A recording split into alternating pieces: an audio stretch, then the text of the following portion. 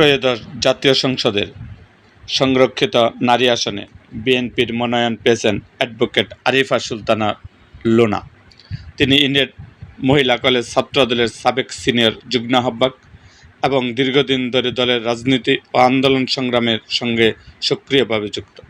দলীয় সূত্রে জানা গেছে, রাজপথের আন্দোলনের সক্রিয় অংশগ্রহণ, সাংগঠনিক দক্ষতা এবং দলের প্রতি অবিচল আনুগত্যের স্বীকৃতি হিসাবে তাকে এই মনোনয়ন দেওয়া হয়েছে। তার নিজ এলাকা পাবনা ৩, চাটমোহর, ভাঙ্গুয়া, ফরিদপুর আসনে নেতাকর্মীরা তাকে সংসদে দেখতে আগ্রহ প্রকাশ করেছেন। সাম্প্রতিক জাতীয় সংসদ নির্বাচনে তিনি পাবনা ৩ আসনে বিএনপির প্রার্থীর পক্ষে চাটমোহর উপজেলা নির্বাচন পরিচালনা কমিটির আহ্বায়ক হিসেবে দায়িত্ব পালন করেন। নির্বাচনে নারী ভোটারদের ব্যাপক উপস্থিতি নিশ্চিত করতে তার ভূমিকা গুরুত্বপূর্ণ ছিল বলে স্থানীয়রা মনে করেন। রাজনৈতিক জীবনের শুরু থেকে তিনি দলের বিভিন্ন কর্মসূচিতে সক্রিয় ছিলেন। 2007 সালে 1-11-এর পরবর্তী সময়ে থেকে আন্দোলন সংগ্রামে সামনের সারিতে থেকে ভূমিকা রাখেন। রাজনৈতিক কর্মকাণ্ডের কারণে তিনি একাধিক মামলার মুখোমুখি হন এবং 2018 সালে কারাভোগ করেন।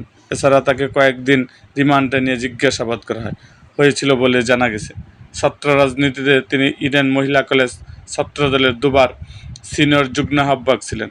পরবর্তীতে কেন্দ্রীয় ছাত্রদলের বিভিন্ন পদে দায়িত্ব পালন করেন, যার মধ্যে রয়েছে সদস্য, সহ সাংগঠনিক সম্পাদক এবং সহ সাধারণ সম্পাদক পদে। পরবর্তীতে তিনি ঢাকা মহানগর দক্ষিণ বিএনপির আহ্বায়ক কমিটির সদস্য হিসাবে দায়িত্ব পালন করেন এবং সংগঠনকে শক্তিশালী করতে কাজ করে যাচ্ছেন। দলীয় কর্মকাণ্ডের কার্যক্রম বেগবান করা এবং নারী জাগরণে তার ভূমিকা নেতাকর্মীদের মধ্যে ইতিবাচকভাবে মূল্যায়িত হয়েছে।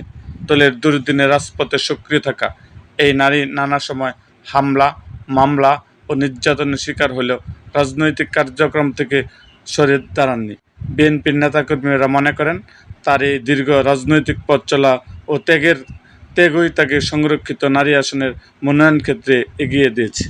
এরকম আরও ভিডিও পেতে এবং রাজনৈতিক অঙ্গনের নানা ঘটনা ও ইতিহাস জানতে আমাদের মুক্তাগাছার ইতিহাস মিডিয়া ইউটিউব চ্যানেলটিকে সাবস্ক্রাইব করুন এবং পাশে থাকা বেল আইকনটি বাজিয়ে দিন।